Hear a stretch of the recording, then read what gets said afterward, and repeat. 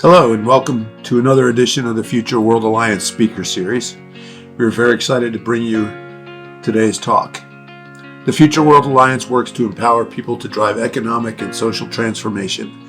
We believe that through collaboration and collective action, we can create a world where the abundance of human ingenuity and creativity is not constrained by the limits of human nature.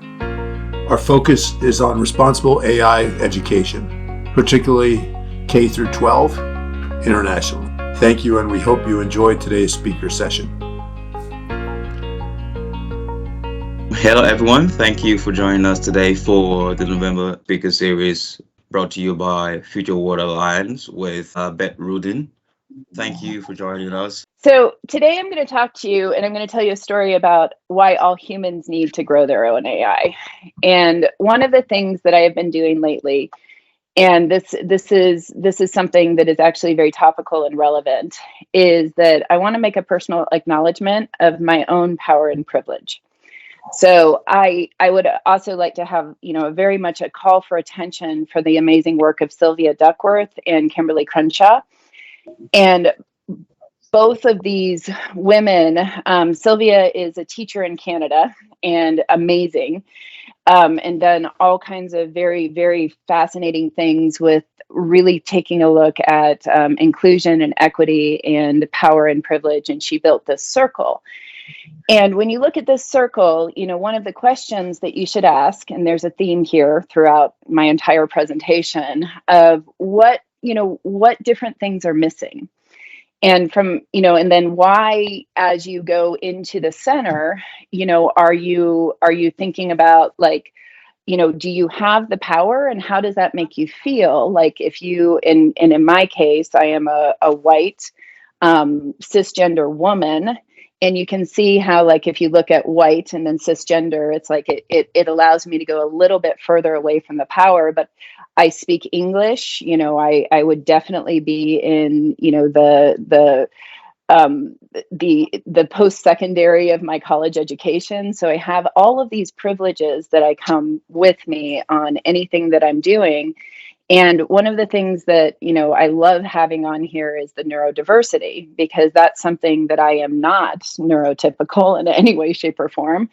And as I start to discover more about that myself, it really has allowed me to find my own voice and find my own confidence about being able to talk about different things and understand that not everybody is thinking the same thing that I am.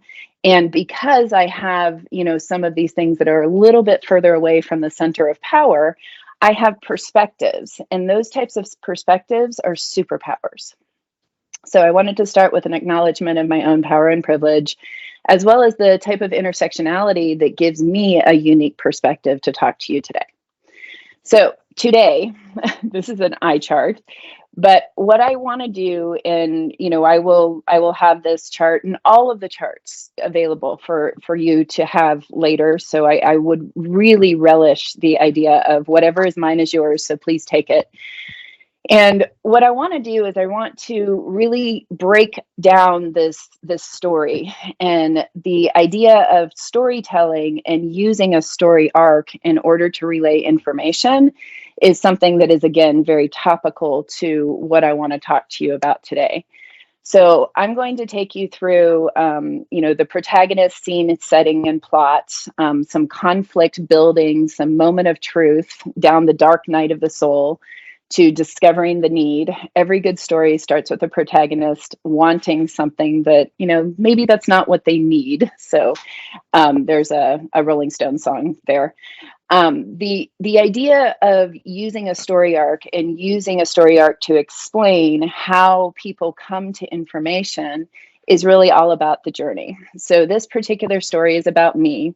I want a world where people understood data. And that's what has been driving me since, really I was a very young child. The exciting incident that I'm going to tell you about is I got to, really establish an entire data science profession at, a global organization that I spent 20 years working at. I went through many try-fail cycles of working harder, learning more, transforming myself, cutting off my arm, sticking myself in boxes.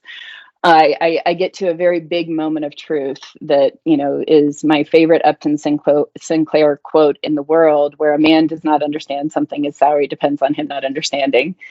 And then the descent in the dark night of the soul is easy buttons, just add more power. If you guys are Tim the Toolman Taylor, that's what I always think about. AI is magic and all the math splaining. You have to be a data scientist and understand linear algebra in order to be able to co-create and be a part of AI.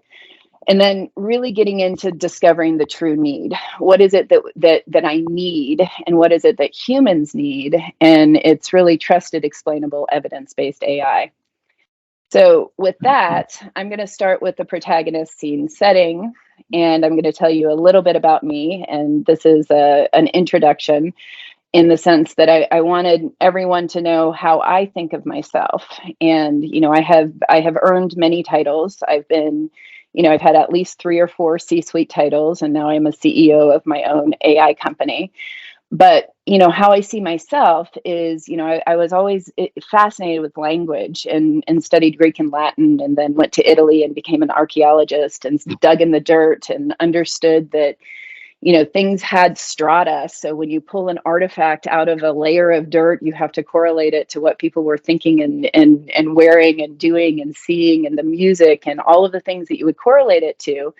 But at the end of the day, you made up a story about how that artifact got there at that time. And, the traditional joke of the archaeologist is like, at the end of the day, after we're done collecting all the information and doing all the correlations and trying our best, we say, oh, well, it was obviously religious. So there's a little bit of a joke there.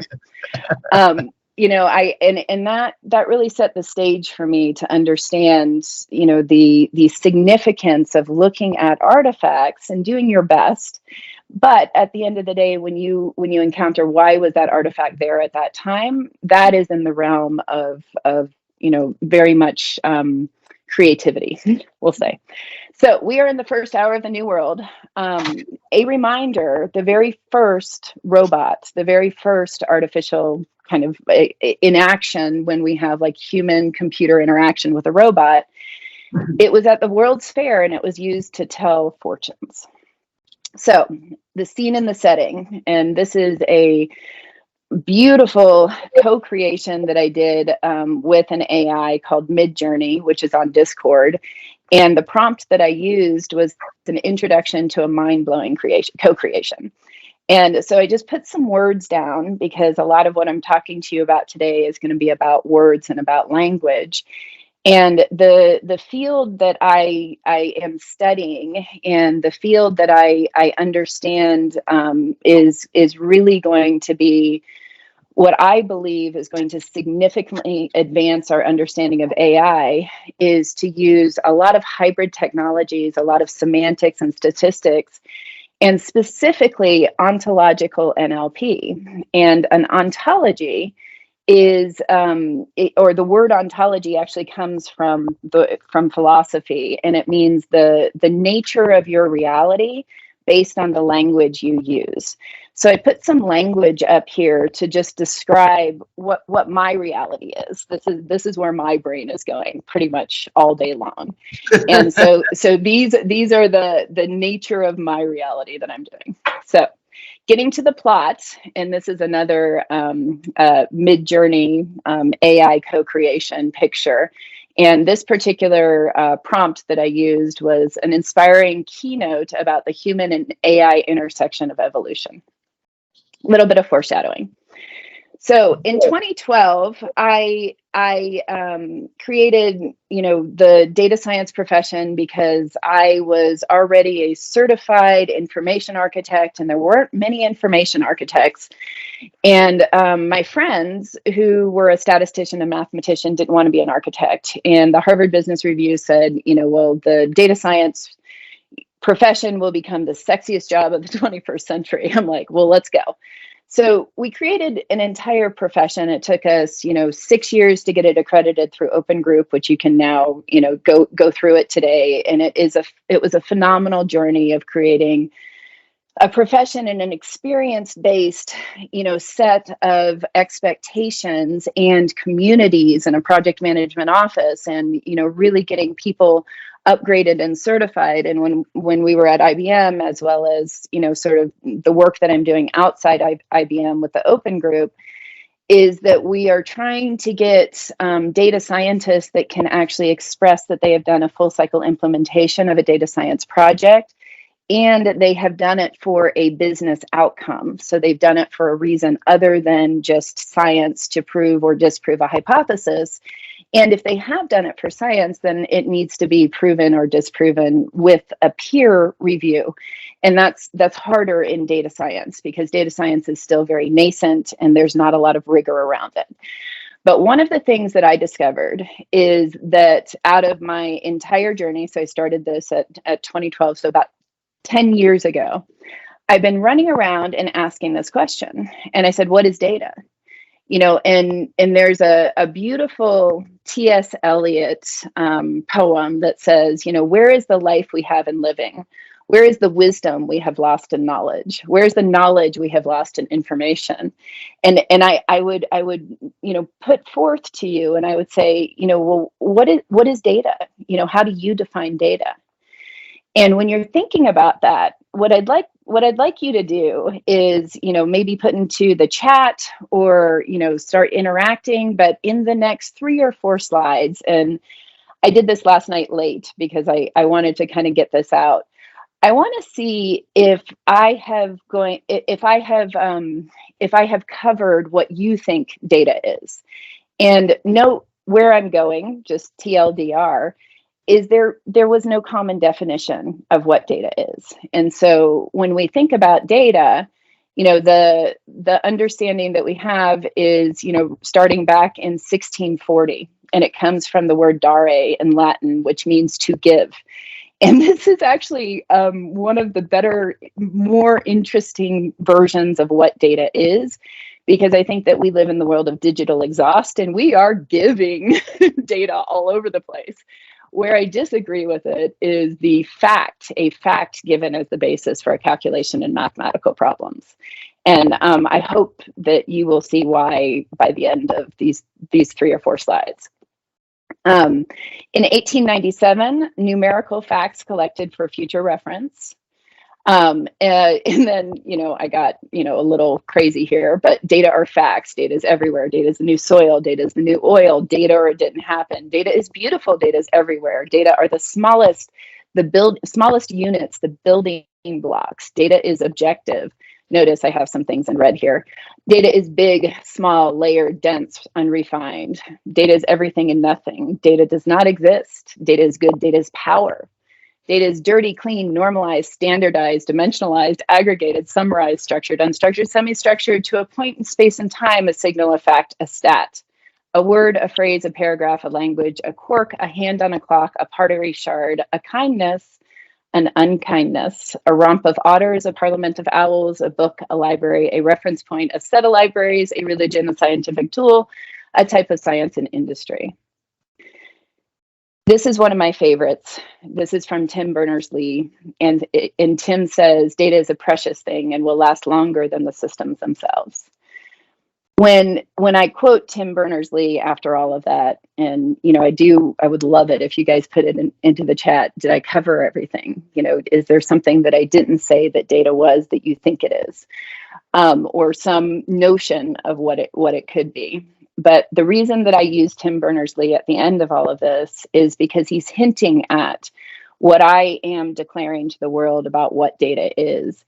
And what Tim Berners-Lee did with Marvin Minsky, right around the invention of the World Wide Web, is they invented entity extraction and RDF and a W3C standard and provenance ontologies and all of these very strong technical understanding of the semantic web. So what is the nature of reality of the semantic web that we are building in the World Wide Web? And, prior to Google, really being where Google was, where Google started was to really look at how we can put together all of the information in a way that people could search for it. But I don't think that we went further enough. And if you guys haven't figured out, we are now strongly getting to the conflict nature of the story arc. Because what I'm declaring is that data is an artifact of human experience. I'd love to be proven wrong. So, definitely throw me down.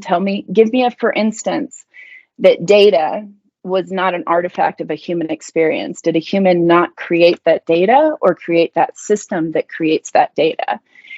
And when we think about data, we think, that data is objective. And when we close our eyes and imagine, data, it's typically rows in a spreadsheet or something that is fact-based or something that is mathematical. But if you shift your understanding to understand that human beings created that data and human beings created that experience that generated that data, then you're thinking about the programmers, the data scientists, the data engineers, the customer service desk agents who are so busy helping people that they might be typing things wrong or selecting the wrong classification or category or what have you due to substandard systems. So data, fundamentally, as an artifact of human experience, lends us to the next big conflict that's a hard pill to swallow. We have over 188 cognitive biases and growing. And this is actually a quote from my father. Prejudice is an emotional commitment to ignorance. When we are not willing to see our privilege, to understand our own power, to understand our own cognitive biases, we are cutting off our nose to spite our face. We are saying that our things that make us unique, our perspective, because we have not done that understanding of our own perspective or of our own bias, we are going to just apply it to all of the data that we're going to ever touch.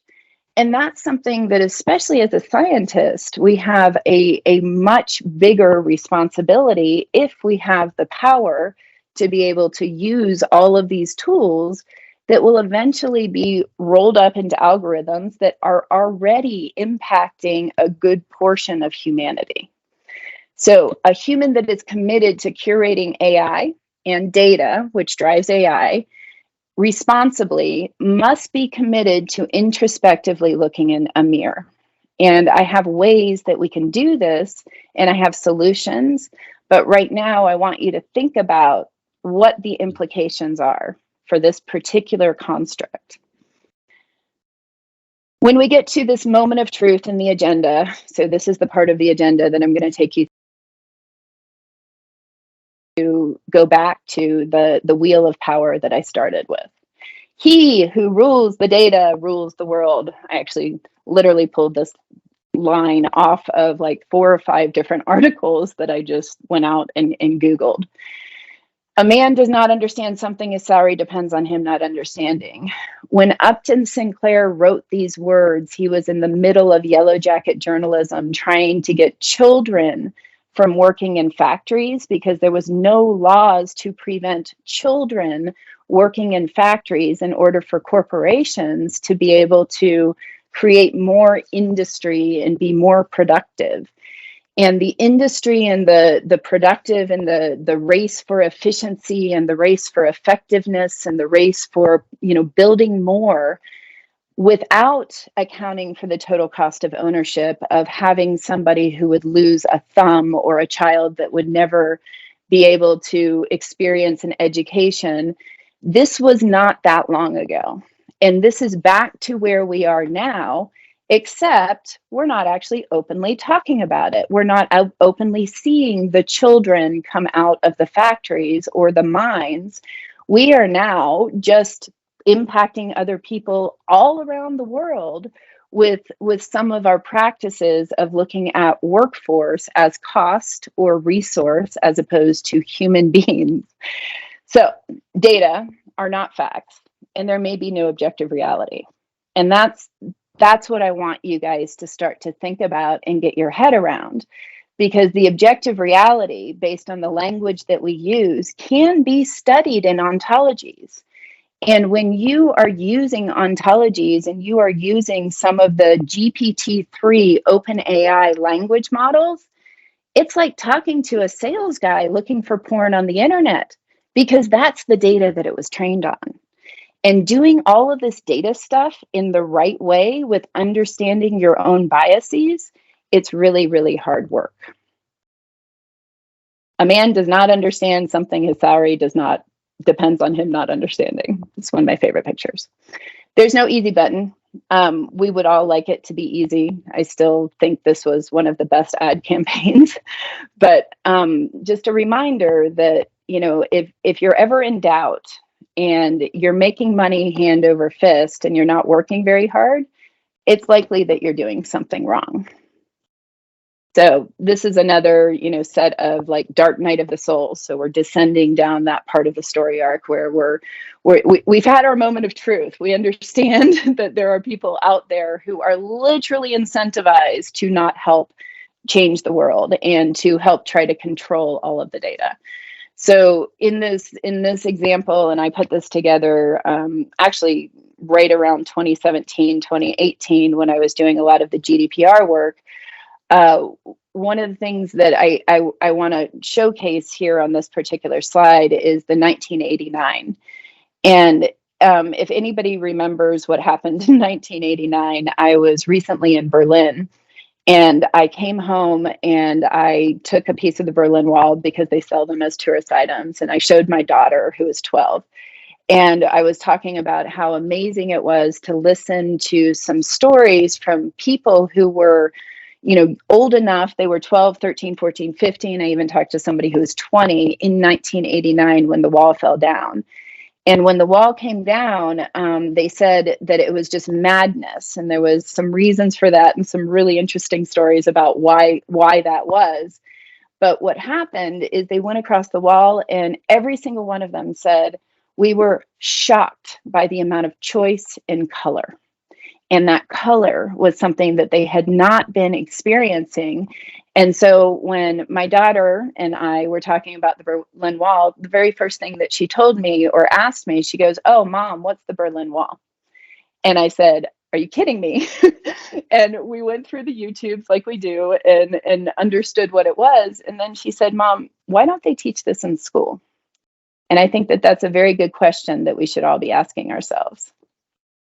So this was back again in 2017, but 1 in 3 internet users are children, over 2 billion children being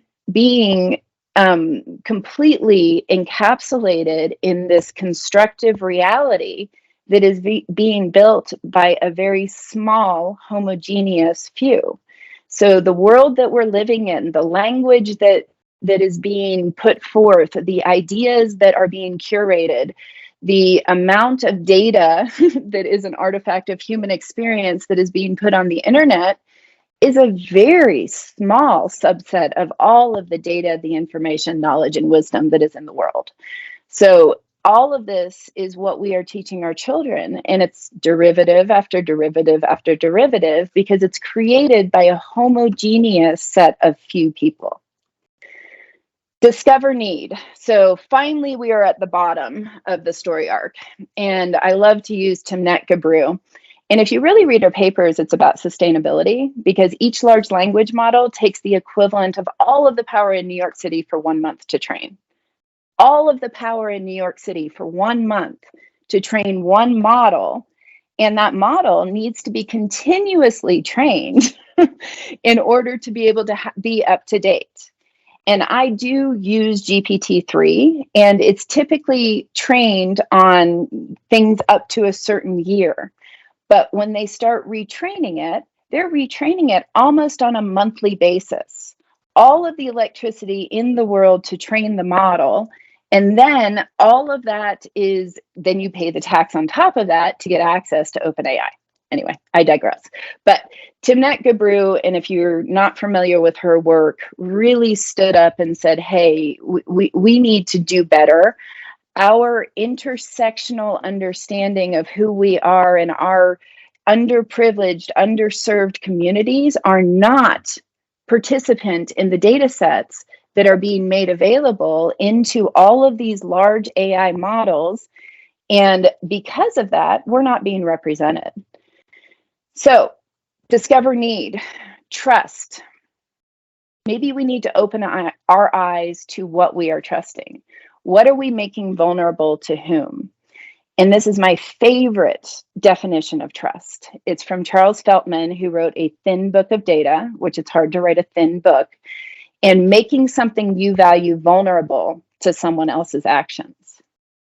So if data is an artifact of human behavior, and we understand that there might not be an objective reality, then I think it begs the question that we must teach machines what we value, because it's certainly not being discovered within the data. And what is the relationship that we want with AI? So if we take a little bit of a bead and say, you know what, we're going to choose to have a positive relationship with AI, would you teach your AI model who leaves your relationships, who leaves your organization? Would you do a bunch of AI prediction in order to see who attrits your corporation? Or wouldn't it be far more effective to use AI to understand why people stay in your relationship? If you look at all of the things that you would teach a child, would you teach them all of the bad words that they should not say? Or would you teach them how to diffuse situations and build relationships and respond in a way if a bully says bad things to them, or people are using bad language or bad words to hurt other people? So just a question, what is the relationship we want with AI? In order to start, I'm an anthropologist, so I love defining terms, and we start with a common language. All AI systems must be trained with transparency and trust in mind, not as an afterthought. Accountability of the system must be present for humans to truly understand trust in a machine. We must understand how machines arrive at the reasoned answers they provide.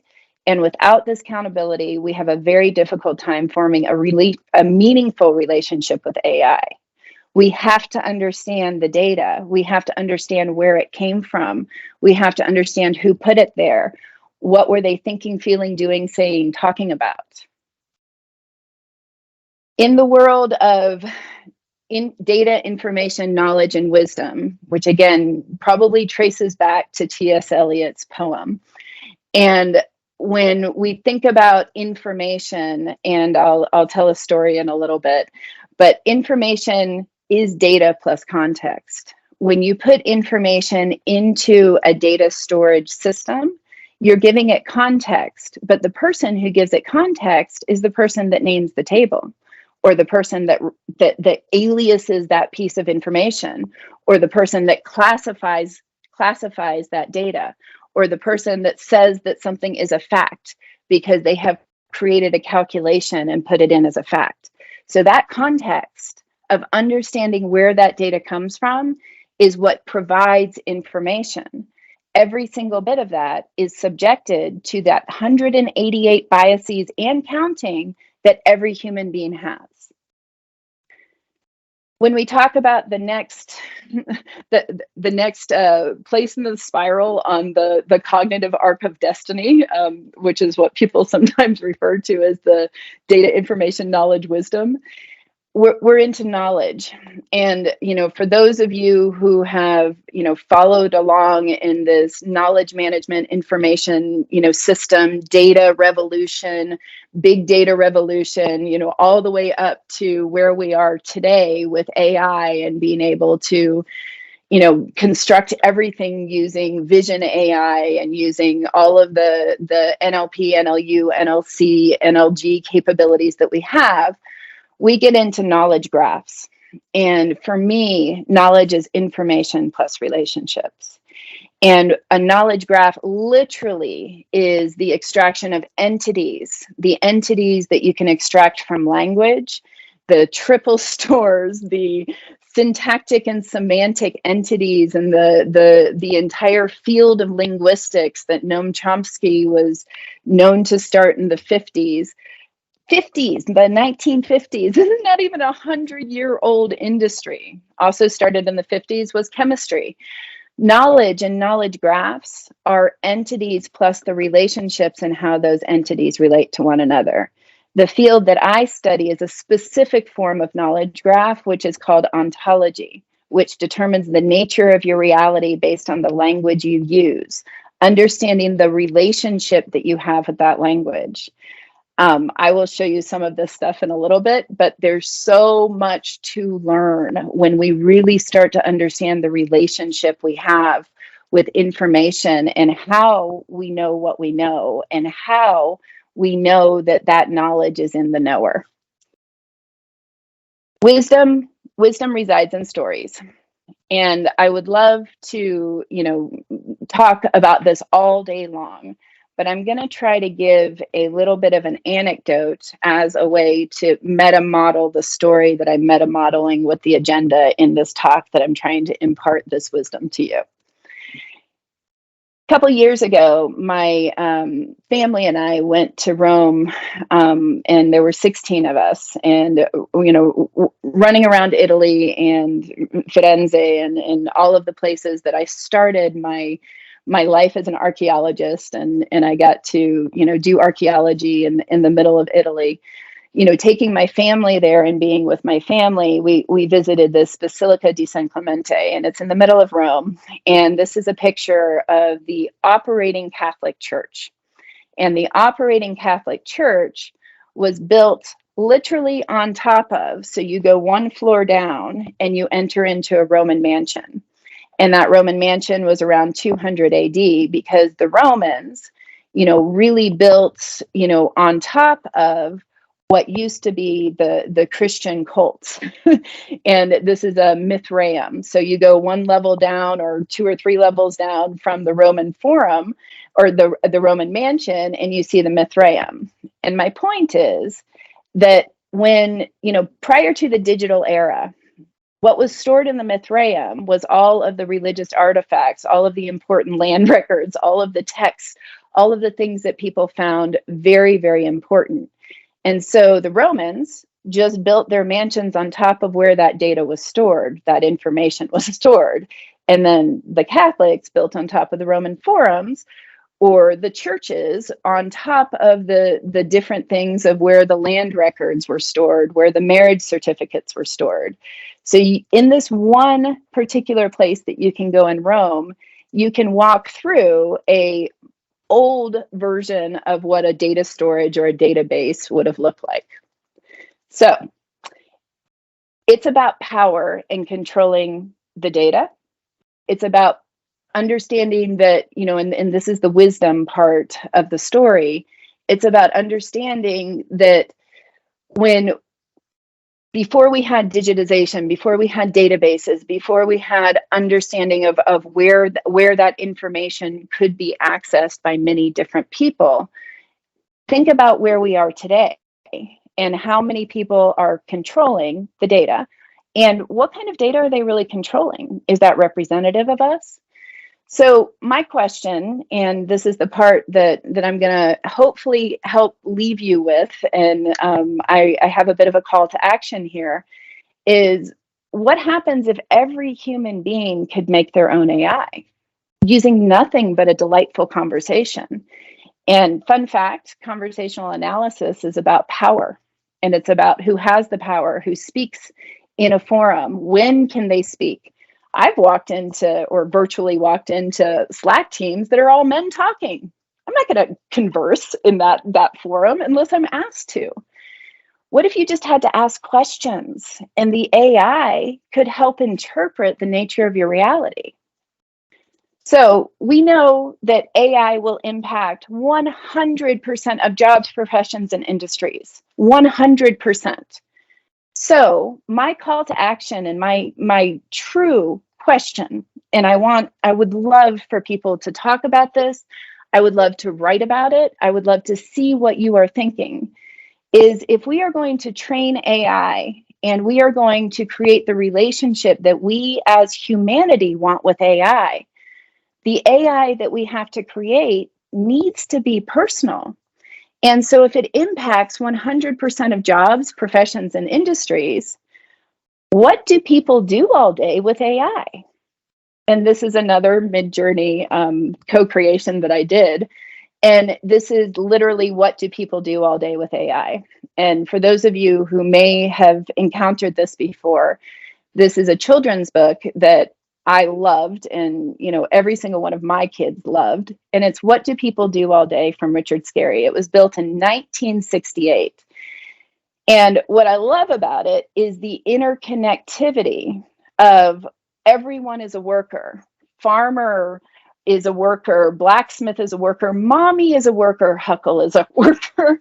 And it talks about everybody is contributing to the community. There's no unpaid working going on here.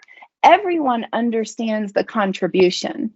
This is a very interesting way, from my standpoint, to start to think about, how do we imagine a future with AI where people are augmented, not replaced, not controlled, not the threat of the existential AI becoming a singularity and taking over. It's far more likely that those who control the AI, the homogeneous few that have enough power in order to be able to train some of these models on the dumpster fire that is the internet, those people are going to not make a world that we want to live in, not the AI.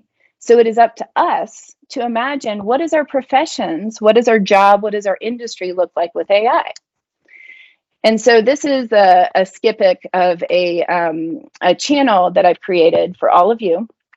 And I can add you to this channel, and you can interact with the AI that I have built. And some of you have already started. And if you notice, I'm just using an AI to augment how could grocers benefit from AI augmentation in the future? Could designers use clothing use AI to help them? How can designers use AI to make clothing that is more stylish and fashionable? It is about the questions. What are the questions that we can ask not only each other, but an AI, to maybe help further our understanding of what we can do together? And I'm going to leave you with this beautiful quote from John White, that beautiful minds are not something we are born with. They are shaped by the discipline to ask the beautiful questions, especially at the most difficult times. And the way to create a beautiful mind is to ask a beautiful question. So I'd love to give you guys all access to my conversational AI. It is read only. You cannot break it. You cannot train it to do bad things. You can ask it bad questions, but I would love for you guys to explore and have access to something that would give you an ability to at least interface with AI. Thank you. I can't wait to help you guys grow your own.